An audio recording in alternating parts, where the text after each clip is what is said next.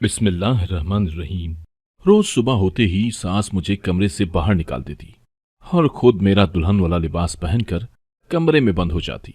शाम को वो कमरे से बाहर निकलते ही गहरी नींद सो जाती थी।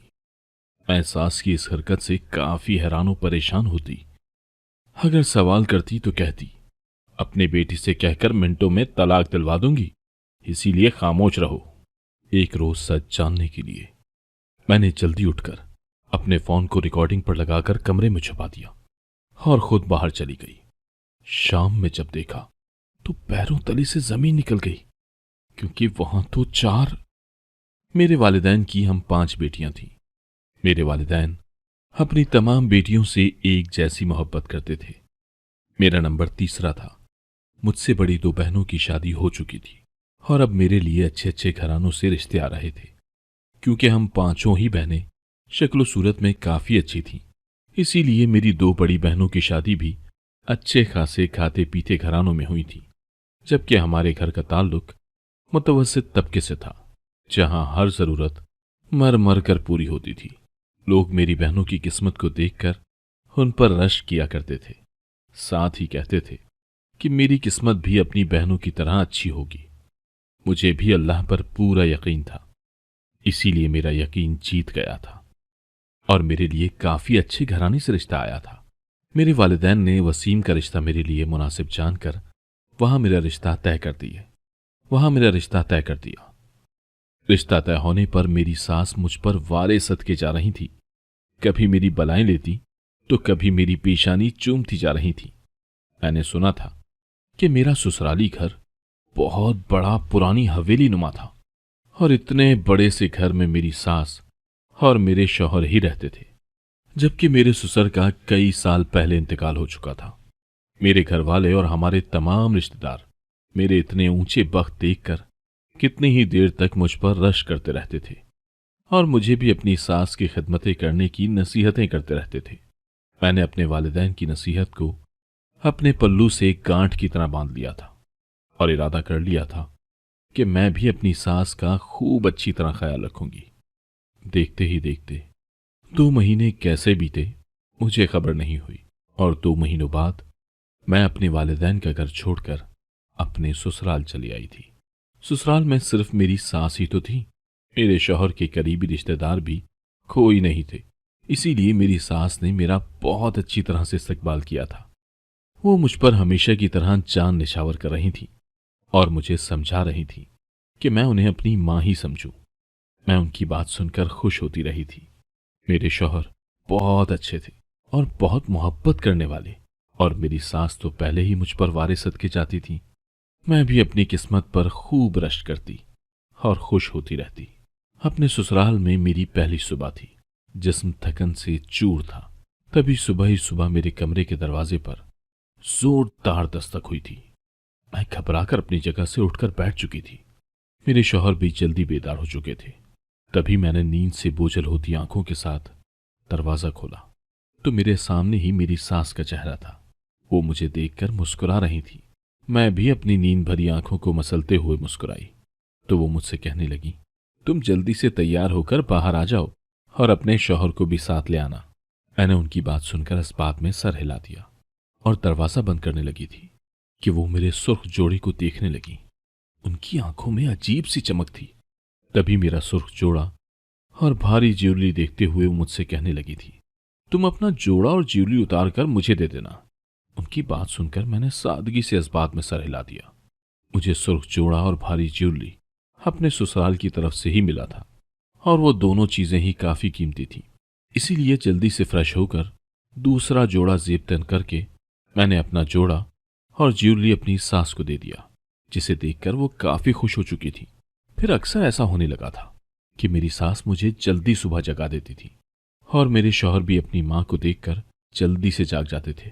ऐसी ही एक सुबह मेरी सास मेरे कमरे में आई और मुझे अपने घर की तमाम जिम्मेदारियां ये कहकर सौंप दी कि अब मुझ जैसी बुढ़िया से ये काम नहीं हो पाता है।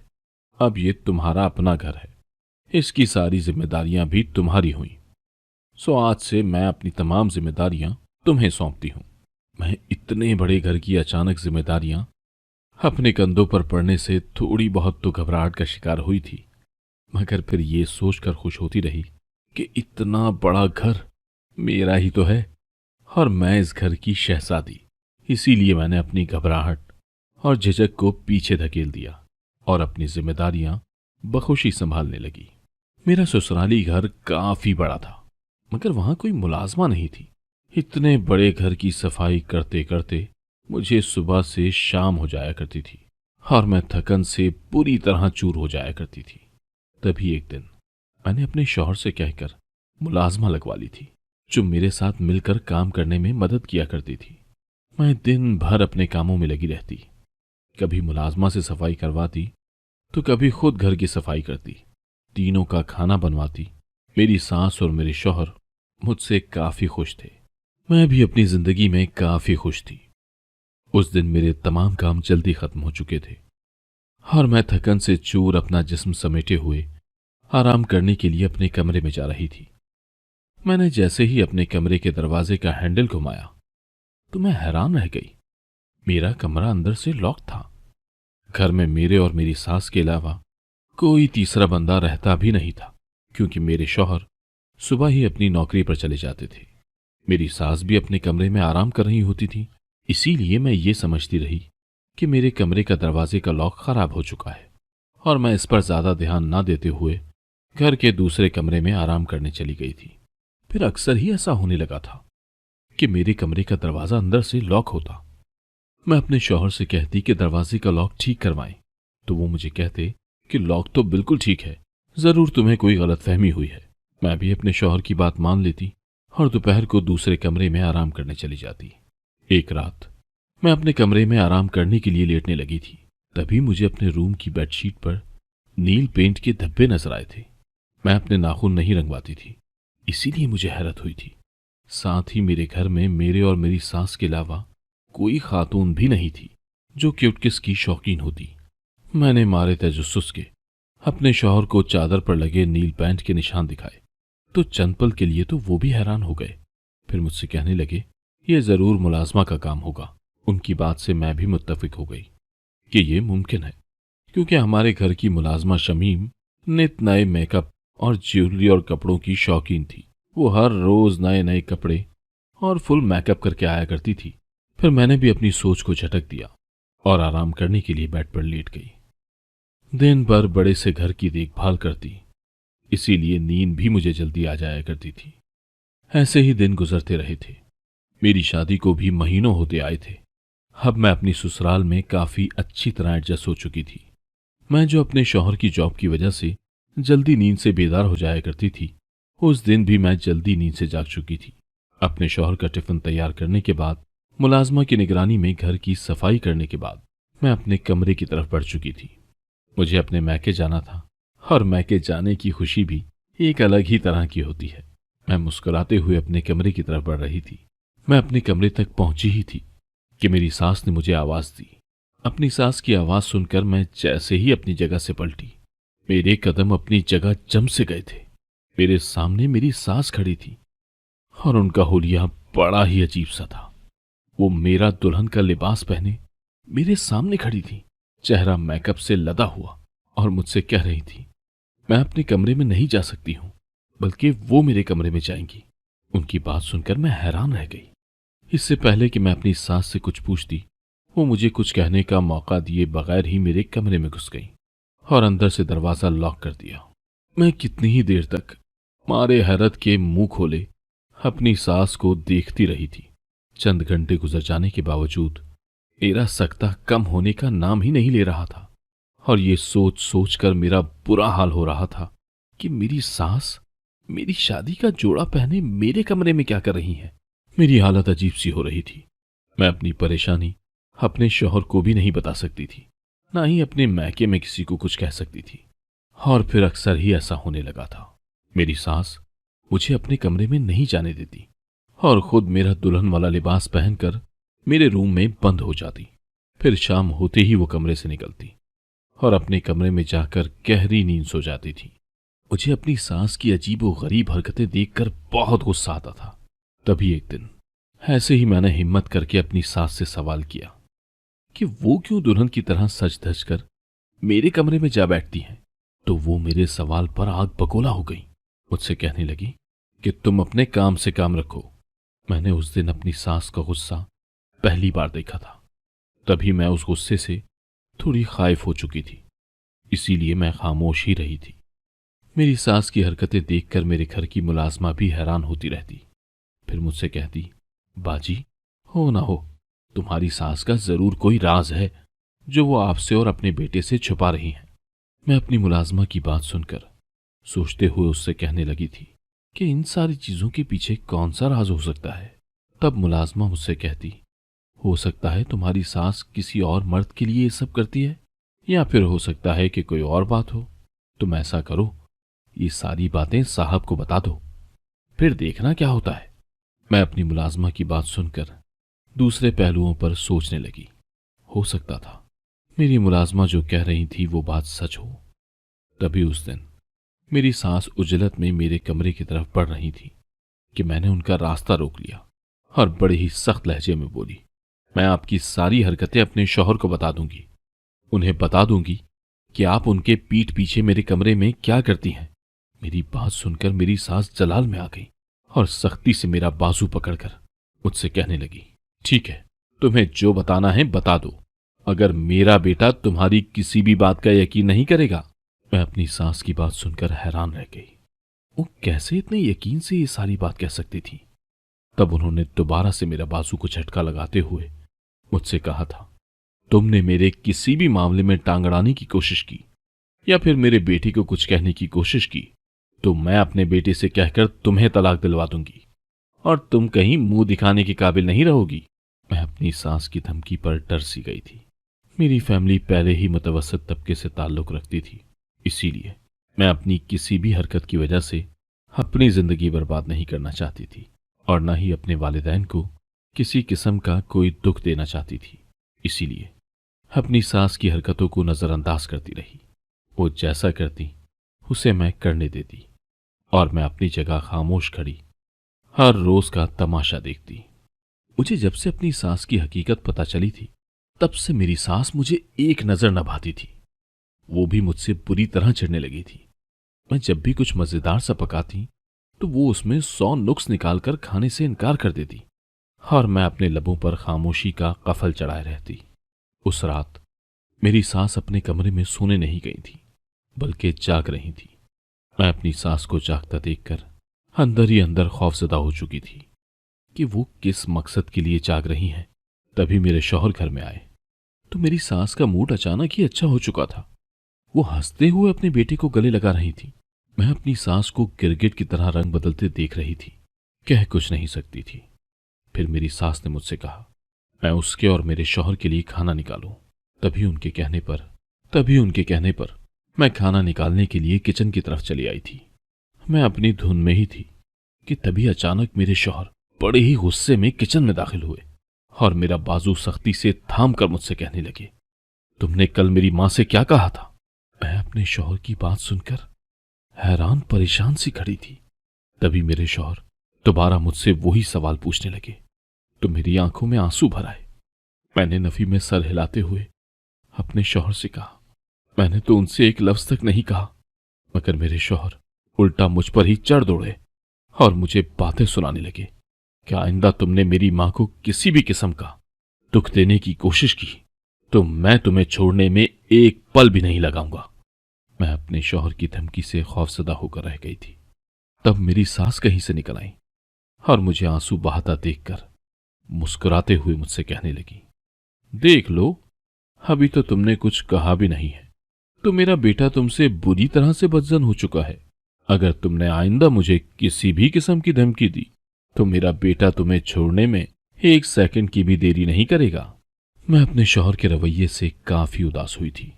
दिन भर ख्वार होने के बाद मैं जब अपने कमरे में आई तो उस रात भी मुझे अपने बेड पर सुर्ख टूटी हुई चूड़ी नजर आई थी। मुझे याद था सुबह मेरे कमरे में आते वक्त वो सुर्ख चूड़ी मेरी सास ही की कलाई में मौजूद थी। ये सब देखकर मेरा दिमाग पूरी तरह खौल चुका था। ऊपर से मेरे शौहर भी मुझसे बिना वजह नाराज हो चुके थे। तभी मैंने भी सोच लिया था कि मैं अपने शौहर के सामने अपनी सास का पर्दाफाश कर ही रहूंगी मगर मुझे समझ नहीं आ रहा था कि मैं कैसे अपनी सास की सारी हरकतें अपने शौहर को बताऊं और वो मेरी बात का यकीन भी कर लें। सुबह फिर मेरी सास मेरे कमरे में दुल्हन की तरह तैयार होकर पहुंच चुकी थी और उन्होंने अंदर से दरवाजा बंद कर दिया था। तभी मेरी मुलाजमा शमीम ने मुझसे कहा, बाजी, तुम क्यों खामोश बैठी हो? तुम अपनी सास की सारी करतूत अपने शौहर को बता दो ना। शमीम की बात सुनकर मैंने उदास से लहजे में कहा, मैं कैसे अपने शौहर को अपनी बात का यकीन दिलाऊं, जबकि वो तो मुझसे बुरी तरह खफा हैं और मुझसे बदजन भी हो चुके हैं। और वो क्यों कर मेरी किसी भी बात का यकीन करेंगे? उन्हें दिखाने के लिए कोई ठोस सबूत भी तो चाहिए होगा ना। मेरी बात सुनकर मुलाजमा ने मुझसे कहा, बाजी, तुम कितनी बेवकूफ हो, तुम्हें किसी सबूत की क्या जरूरत? कल सुबह जब तुम अपने कमरे से बाहर निकलोगी तब अपने मोबाइल में रिकॉर्डिंग लगा कर रख देना। मैं शमीम की जहानत की दाद देती रही और फिर उसकी बात पर अमल करते हुए एक रोज सच जानने के लिए मैं जल्दी उठकर अपने फोन को रिकॉर्डिंग पर लगाकर कमरे में छुपा दिया और खुद बाहर चली गई। मेरी सास मुझे तंजिया नजरों से देखती रही, मगर मैंने अपनी नजरें झुका दी और खामोशी से वहां से हट गई।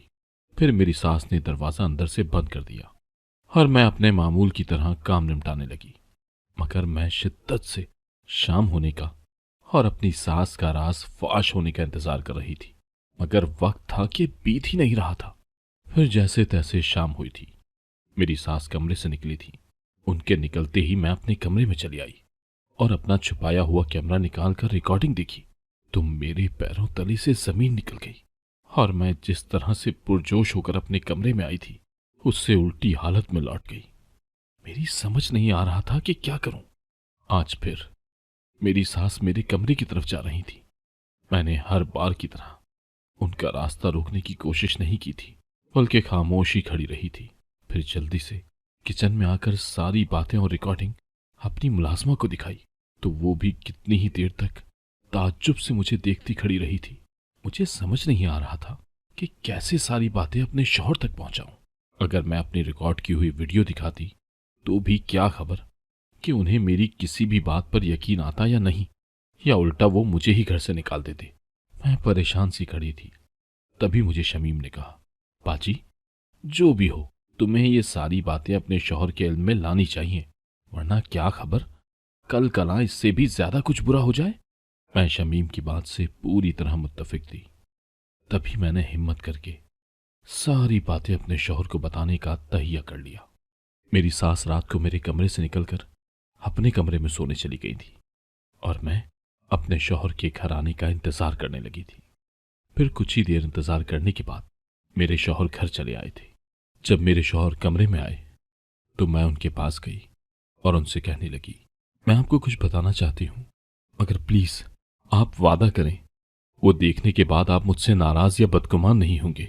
मेरे शौहर मेरी बात सुनकर मुझे कुछ देर तक देखते रहे, फिर मुझसे कहा, ठीक है, मैं तुमसे नाराज नहीं हूंगा, तुम्हें जो दिखाना है दिखाओ। फिर मैंने उन्हें अपने हाथ में थमा हुआ मोबाइल दिखाते हुए उनसे कहा, इस मोबाइल में मौजूद वीडियोस को जरा गौर से देखें। मेरी बात पर वो हैरत से मुझे देखते हुए मोबाइल उठाने लगे और उसमें मौजूद वीडियोस देखने लगे। उनकी भी हालत मेरी ही हालत की तरह अजीबो गरीब हो चुकी थी। मैं जो समझती थी कि मेरी सास किसी मर्द से ताल्लुकात में है और मैं उसके गैर मर्द से ताल्लुकात के बारे में अपने शौहर को ना बता दूं, इसीलिए वो अब मुझसे नफरत का इजहार करती हैं। मगर मैं गलत थी। मेरी सास तो नीम पागल सी थी। वो मेरा दुल्हन वाला जोड़ा पहनकर मेरे बेड पर बैठ जाया करती थी और अपने सामने 4 आईने रख देती थी। फिर आईने में देखकर खुद का खूब सिंगार करती और खूब हंसती, ऐसे जैसे वो कोई पागल हो। फिर अपने हाथों में मौजूद सुर्ख चूड़ियों को देखती और उन्हें तोड़ देती। जब मेरे शौहर ने ये वीडियोस देखे तो वो खुद भी कितनी देर तक अपनी जगह सुन बैठे रहे। फिर मुझसे कहने लगे, मेरी माँ का मैं इकलौता बेटा नहीं हूं, मेरी एक बड़ी आपा भी थी जो मुझसे 4 साल बड़ी थी। इकलौती बेटी होने के बायस मेरी माँ उनसे काफी मोहब्बत करती थी। मेरी आपा काफी हसीन थी। उनकी शादी होने वाली थी और वो अपनी शादी से काफी खुश थी। मेरी माँ भी अपनी इकलौती बेटी की शादी से काफी खुश थी। मेरी आपा का रिश्ता हमसे भी ज्यादा बड़े घराने में तय हुआ था। शादी के दिन मेरी आपा दुल्हन बनी बैठी थी।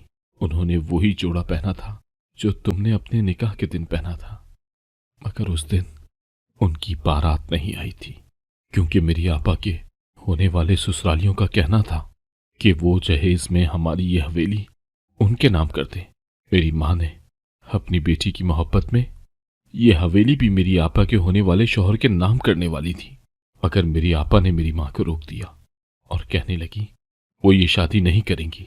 फिर मेरी आपा ने अपनी शादी खुद ही तोड़ दी और हमारे घर जहां शहनाइयां बजने वाली थी वहां सफ़े मातम बिछ गई थी।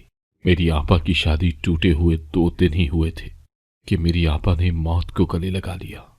हमसे बेतहाशा मोहब्बत करने वाली मेरी आपा अब्दी नींद सो चुकी थी और उनकी मौत का जिम्मेदार हमारा ये माशरा था, जहां न जाने मेरी आपा जैसी कितनी लड़कियां हर रोज मरती हैं। मेरी माँ को आपा की मौत का काफी सदमा लगा था। वो कितने ही दिन तक बीमार बिस्तर से लगी रही थी। मुझे तो ऐसा लगता था जैसे आपा के बाद मैं अपनी माँ को भी खो दूंगा। अगर मेरी मोहब्बत और मेरी खिदमत मेरी माँ को दोबारा मेरे सामने सही सलामत ला खड़ा कर गई थी। अगर मेरी माँ अब पहले की तरह नॉर्मल नहीं रही थी, वो अपने कमरे में बंद हो जाया करती थी और खूब चीख चीख कर रोती रहती थी या कभी हंसती रहती। मैंने उनका शहर के बड़े डॉक्टर के पास इलाज करवाया, मगर चंद साल ठीक रहने के बाद वो दोबारा से अजीब व गरीब हरकतें करने लगी हैं। मैं अपनी शौहर की बात सुनकर कितनी देर तक उदास सी बैठी रही थी। मुझे हमारे इस माशरे की हकीकत ने काफी तोड़ कर रख दिया था, जहां इंसानों को नहीं बल्कि चंद बेजान सी चीजों को अहमियत देकर इंसान को बुरी तरह तोड़ दिया जाता है। फिर मैंने और मेरे शौहर ने मेरी सास का इलाज दोबारा से शुरू करवाया।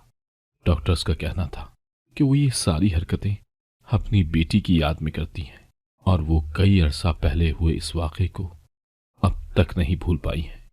वो वाक़या मेरी सास की जिंदगी पर काफी गहरी छाप छोड़ गया था, मगर चंद महीनों तक इलाज करवाने के बाद मेरी सास बिल्कुल ठीक हो चुकी थी। अब वो हम सब की तरह नॉर्मल हो चुकी थी और नॉर्मल जिंदगी गुजार रही थी, और उनकी जिंदगी को नॉर्मल बनाने में हम सब ने काफी मदद की थी। नाजरीन, अगर आपको हमारी आज की ये कहानी पसंद आई तो इसे अपने दोस्तों के साथ शेयर करना मत भूलिएगा। और अगर आप हमारे चैनल पर नए हैं और अभी तक आपने हमारा चैनल सब्सक्राइब नहीं किया तो सबसे पहले हमारे चैनल को सब्सक्राइब जरूर करें